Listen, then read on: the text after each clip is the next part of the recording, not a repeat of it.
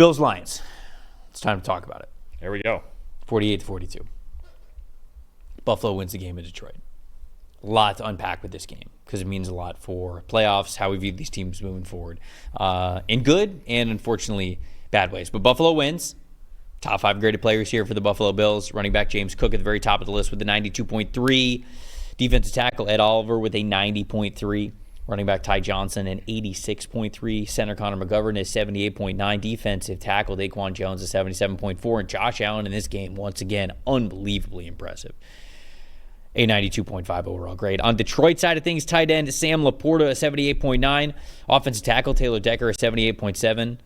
Then offensive tackle Penny Sewell right after that with a 78.3. Cornerback Amik Robertson with a 76.6. And then wide receiver Amon-Ra St. Brown a 75.2. Jared Goff in this one, a lot of yards, especially in the second half. 62.0 overall grade. A lot to unpack here, Dalton. Stat that told the story. So the biggest reason the Bills, to me, won this ball game, other than, obviously, Josh Allen's great and they scored 48 points, and we know all that, get out ahead. Because the biggest matchup you're obviously worried about is the Bills' defense against this Lions' offensive line. And if the Lions got in a rhythm in a running game, then they control the clock, then they do all that, then they just keep the ball out of Allen's hands. Bills just didn't let it happen. Started with a 3-and-out for the Lions, go right down, score a touchdown. Another 3-and-out for the Lions, go right down, score a touchdown. Lions respond with a touchdown, it's 14-7. Bills score anyway. Those first 3 drives to me and getting ahead early were the biggest key. 25 plays on those 3 drives, 231 yards, more than 9 yards per play.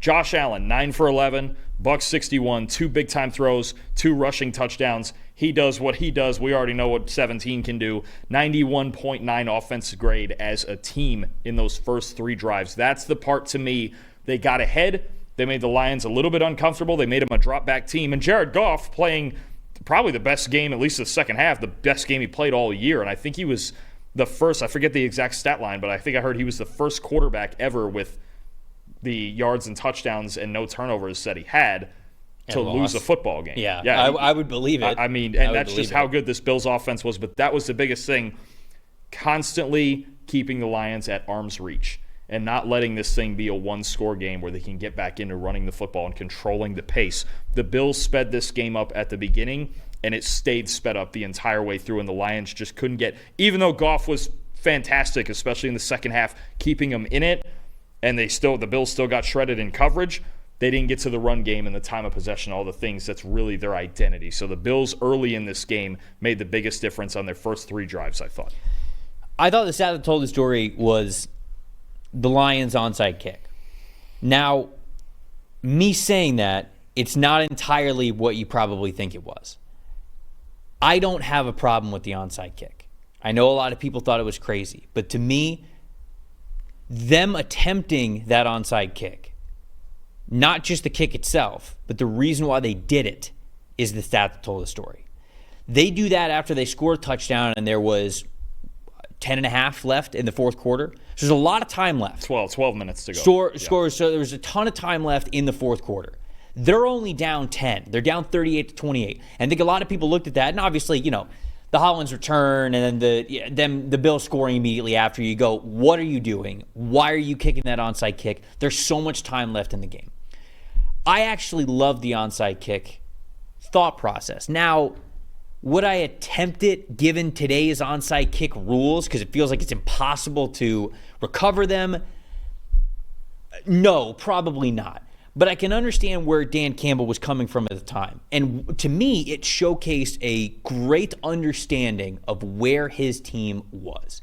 When you talk about analytics and going for it and not going for it, yeah, sometimes obviously if you're able to factor in these things, they can go into the decision to make it or go for it. But I think a critique that a lot of people have of getting aggressive, going for it, they'll go, well, can analytics take into account the fact that they weren't moving the ball well? The answer is yes, they can. Now, do all analytical simulations and sort of the data that gets spit out and the decisions and the percentages, do they all do that? No. Are they capable of doing that? Yes.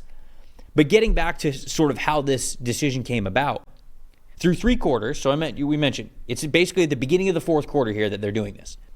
Through 3 quarters, the Lions had a 44.6 defensive grade and a 0.564 EPA per play. That is terrible. First half went TD, missed field goal that should have gone in because it was a 25-yarder that Tyler Bass missed indoors, which is nuts. So they have their 4 possessions in the first half to start the game. All should have been points. 3 touchdowns and a field goal. Second half, touchdown, punt, which lasted 8 plays. It's not like it was a 3 and out. Touchdown, field goal. That's how we got to that point. You had not slowed down, let alone stopped, the Buffalo Bills all game long. Dan Campbell is not in the business of, we were close. Dan Campbell wants to win the damn football game. He looked at his team, and I think he was honest with where they were. And after the game, he had a quote, and he said, we did not as coaches have these guys ready to play this football game. And that's fine, and I believe that. But in the game, when you have a chance to potentially swing things when maybe you didn't deserve it, he took that chance for his guys. The onside kick, the chances of you recovering it is so small. Because of that, I don't think I would have done it. But I like why he did it, because to me, it showcases a head coach that understands the heartbeat and the pulse of exactly where a football team is, given what they were doing when they got to that point. So it's a multi-layered issue now, because the number I've heard thrown around for the onside kick thing is 7%. Here's the problem. If you believe with a 7% chance in an onside kick more than you believe in your team, even let's just say to hold the Bills to a field. But belief. No, I'm not even saying the belief part. It's not even the belief part. It's not like you're giving up on the team. The results are what they were. It was not your day on defense. But you don't feel like you have a better than 7% chance, even if you hold them to a field goal and then it's a 13-point game. That's a win. You're still in a 2-score game. If you don't feel like your defense, I'm not saying a belief thing. I know Dan Campbell more than anybody believes in his guys. Mm-hmm. The problem now is they're out of guys. We've got Quan Alexander starting at linebacker. We lost 3 more guys. Sure. Carlton Davis and Aleem McNeil basically for the season yesterday. We're running out of guys. And when did they lose those guys? I didn't see the exact moments I forget the exact moments. Because certainly if those guys were hurt right before then, I cannot remember exactly when they went out. That goes into it even more for me. It does, and this is the problem. And it's not that Campbell doesn't believe in his guys; it's that he's out of guys. And this Lions defense, it is very hard now with all of these, and McNeil especially. That's brutal for him to tear an ACL. Yes. In this game and trying to get through this stretch run, because I honestly think these two teams are about exactly the same. I think I think you have maybe the 2 best offenses in football. Before this game, and I still think so. Well, the injuries make it tough for Detroit, but I thought this could have been a Super Bowl preview. It's hard we both picked them to win it preseason. Right. But it's hard to believe they're better than Philly with this defense where it's at right now. Yeah, because what is it? I read this from Jeff Brisden, who covers the Lions, said this. The Lions will have 19 regular contributing players, including 6 defensive starters and 5 of their top 6 linebackers on IR going into this. Eventually, what do you do with that? They're going to find themselves in these shootouts every week, and if they don't execute perfectly on offense, and honestly, I kind of have the same issue with the Bills. I know they won this game, and Allen's on his way to MVP and all that. Tied for 27th in defensive grade. They still don't make stops. So this is the part with the Bills I'm still worried about, where I go, okay, what if Josh Allen and the offense isn't this historically, just for one day? What if they're not historically great just for one day in the playoffs? Because it's not a good defense, other than like Greg Rousseau. That's about it. Yeah, I have the same issue with both of these teams right now. I don't know that I can pick them to be the favorite. I know everyone's shooing in the Bills as the favorite the way the offense is playing. I don't know if I can do it with the Bills as bad as they've played on defense week after week, and the Lions with all the injuries. Healthy, I would still ride the Lions to win the whole thing, but this is nowhere near healthy. And now you got David Montgomery, too, who's out indefinitely. Yep. It's only getting worse with the injury stuff. Yep.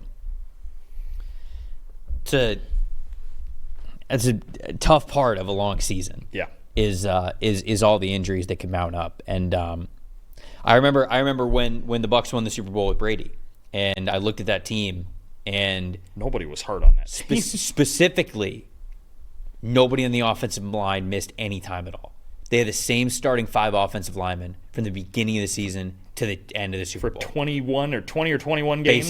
Basically. And I'm sure like guys miss snaps and maybe a little bit of time here and there, but like they were basically fully healthy along that offensive line. And it goes, obviously, Brady, Gronk, what Fournette was, the offensive weapons with Mike and with Chris, and how the defense was playing that year, with Bowles just focusing on being a defense coordinator. Like, all of that obviously goes into it. But the underrated part of that is that they did not get hurt. Guys did not get hurt on that team. And a lot of times, the teams that win the Super Bowl, you have to be talented, you have to be good, but you also have to be lucky. Because in a violent game, you have to stay healthy. And I think that's a really tough reality for Detroit, and we'll see how they respond over the next 3 games. Most impressive to me, Buffalo's offense, just what they're able to do. 1.86 EPA per play this year, 0.1686 EPA per play this season. That is first in the NFL. This stat from Doug Clawson, who's a researcher at CBS. Josh Allen yesterday, 340 passing yards, 60-plus rushing yards, 2 passing touchdowns, 2 rushing TDs. It's happened 3 times before in NFL history. This past week with Josh Allen, Steve Young in 1991, and last week with Josh Allen. So this has happened 3 times total in NFL history. One of them was in 1991. The other 2, the same player, back-to-back weeks. That is unbelievable. Earlier in the show, I talked about how great Lamar Jackson is playing and how he should absolutely be in the conversation for MVP. It's hard to not give it to Josh Allen, man. When you start doing stuff like this, it is hard. It is a conversation, but this dude is playing a special, special brand of football. And honestly, he has been for the last 4 or 5 years. And I understand the award is not about giving a guy his due because he hasn't won an MVP and he's played well over the last 4 to 5 years.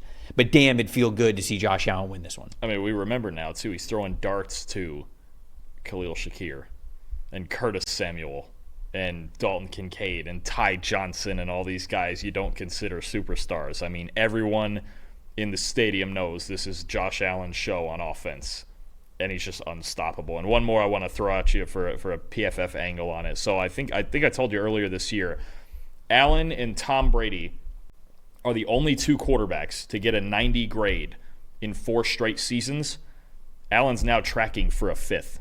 He could be the first one ever to do it 5 times. We still have 3 regular season and playoffs to go, but that's kind of a new record I'm kind of keeping an eye on. I think his grade right now is at a 91 point something. Now he's really surged lately. Could be 5 straight years above 90 for Allen. No one else has ever done that. Tom Brady's the only other one with 4, which is ridiculous. Anything else in this game before we move on? Impressive. The Bills running backs and the way Joe Brady used them. Ty Johnson with 114 receiving yards. You mentioned the Lions linebackers with all their injuries. Go ahead and challenge them then. I mean, especially if the Lions are going to stay in man coverage and try to man him up with Quan Alexander, who I think has been on the team for like 3 weeks. Let's go. Let's chuck balls downfield to Ty Johnson, who's apparently feeling like a revenge game, against the team that drafted him back in 2018 or 19, can't remember. James Cook, 100 yards on the ground. Ray Davis caught a touchdown too. The way Joe Brady used these running backs in this game, every week it's something different. With the Bills. It could be tight ends. It could be outside threats. It could be Shakir, the backs, whatever. And then most disappointing, the linebackers on both sides. It was a rough day to be a linebacker because, I just mentioned the Lions ones and all the guys are shifting in and out. Jack Campbell went back to he's struggling this week after having a really good game against Green Bay last week. And Bills linebackers combined to give up 257 yards in coverage. It's not fun to be a linebacker playing either of these teams, and that's what each of them found out. So we see that a lot, especially against the Lions, but it was a tough day for anybody who plays linebacker in this one. My most disappointing was just the Lions passing game in the first half. Obviously, in the second half, they were lighting the world on fire, but 51.6 passing grade in the first half. That's their 3rd lowest of the season, and the other 2 games that are in the top 3, or bottom 3, week 1 and week 2. So it's been a long time since they have struggled this poorly in the first half in the passing department, and unfortunately they did. And big reason why they were 1 score short when it was all said and done. Thanks for watching, everybody. Make sure you like and subscribe the video. And if you don't have a PFF Plus subscription, you can get one to see all the premium stats that we talked about here on the show, plus the expert betting and fantasy advice over at subscribe.pff.com. The description is also right below, so if you are not a PFF Plus subscriber, you can become one today.